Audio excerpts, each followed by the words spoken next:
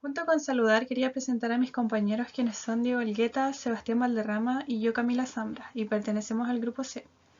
Bueno, este trabajo consiste en poder comprender los conceptos de un problema planteado por el profesor y utilizar los conocimientos para poder resolverlo. El ejercicio dice lo siguiente.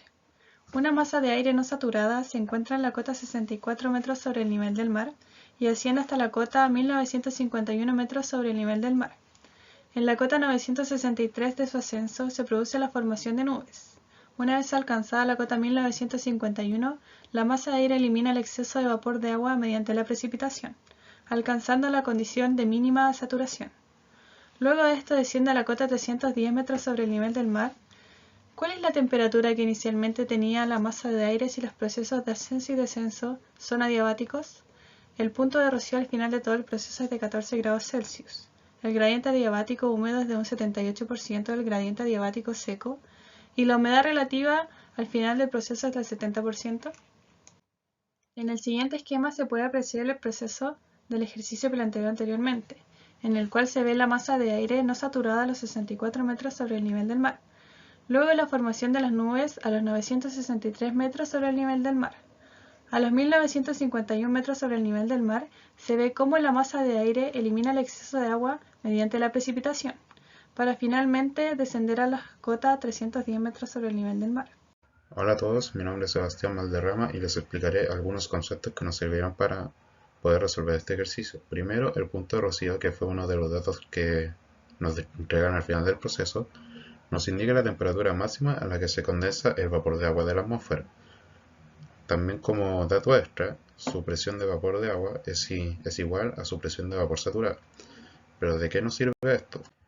La relación de Clausius-Clapeyron plantea una relación entre la presión de vapor saturada y la temperatura. Entonces, como nosotros sabemos que en el punto de rocío su presión de vapor es igual a su presión saturada, en la cota final, que es donde nos ocurre la temperatura de punto de rocío, podemos calcular una presión saturada con una fórmula que mostraremos adelante sacada de esta misma relación. Pero para ello necesitaremos usar la humedad relativa, que plantea una relación entre la presión de vapor de agua y su presión saturada. Entonces, como nuestro problema nos entregó el porcentaje de humedad relativa, podemos asumir que la presión de vapor que obtengamos de la relación de Clausius-Clapeyron la podemos dejar como una presión de vapor, ya que van a ser iguales. Entonces, con la humedad relativa podremos sacar la presión saturada en el problema, que es la 310. Por último, como tenemos que recorrer el trayecto de nuestra masa de aire, explicaré lo que es el gradiente adiabático. El gradiente adiabático es una variante de temperatura que tiene la masa de aire cuando ésta sufre movimientos verticales, ascendentes o descendentes. De este hay dos tipos, que es el gradiente seco, que tiene un valor fijo indicado en la diapositiva, y el gradiente adiabático húmedo, que ronda por los valores también indicados en la diapositiva. Este valor nos servirá para obtener la temperatura en todas las cotas del proceso, ya que más adelante presentaré una fórmula que se llama relación de temperatura, que asocia el cambio de cota con las temperaturas de estas mismas. Entonces, habiendo entendido estos conceptos, procederé a explicar las fórmulas que utilizaremos para resolver este ejercicio, que son tres. Comenzaremos el ejercicio con la de Clausius-Clapeyron, que crea una relación entre la presión de vapor saturada y la temperatura, en la cual, como a nosotros nos entregaron la temperatura de punto rocío al final del proceso, al introducirla aquí, en vez de obtener la presión de vapor saturada, podemos decir que obtuvimos la presión de vapor, ya que estas dos son iguales. Para luego pasar a la fórmula de humedad relativa, que crea relación entre la presión de vapor y la presión de vapor saturada, para obtener la presión de vapor saturada en la misma cota final en la que está el punto de rocío.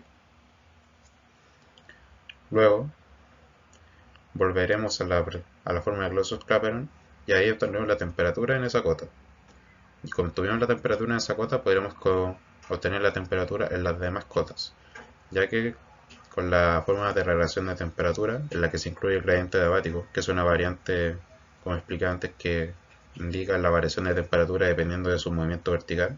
Por eso también está la h de ahí, que indica la diferencia de cota, que en sí es el factor que va a afectar si la temperatura inicial va a disminuir o aumentar, ya que mientras más alto esté va a estar más fría y mientras más abajo esté va a estar más caliente. Ahora le daré el paso a mi compañero para que les explique los cálculos que logramos para resolver el ejercicio. Hola, mi nombre es Diego Olgueta. Yo voy a seguir con la presentación.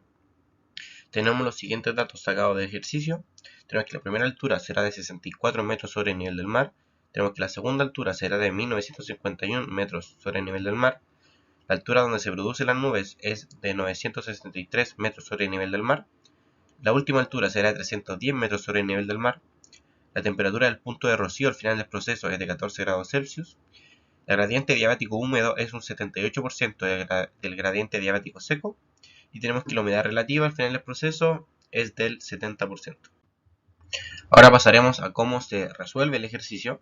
Tenemos que con esta fórmula reemplazaremos el T para obtener la presión de vapor calculada en el punto de rocío, ya que este valor luego lo vamos a ocupar en la fórmula de humedad relativa, que es la que está acá, para calcular el vapor de agua saturada en la cota 310.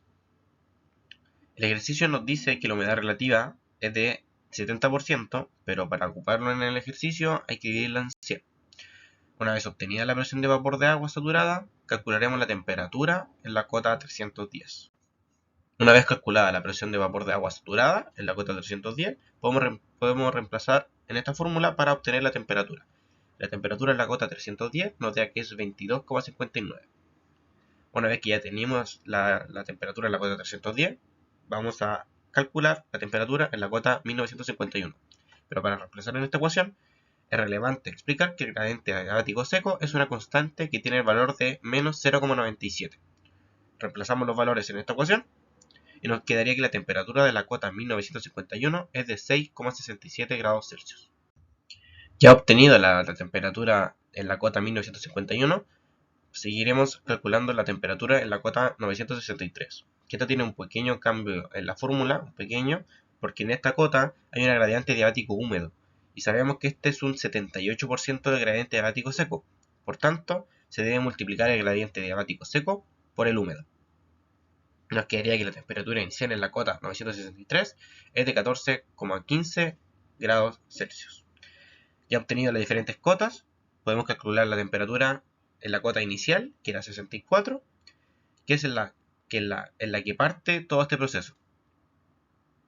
Y tenemos que la temperatura de la cota 64 es de 22,87 grados Celsius. Y con esto terminaría la resolución del ejercicio y también concluiríamos el video. Muchas gracias.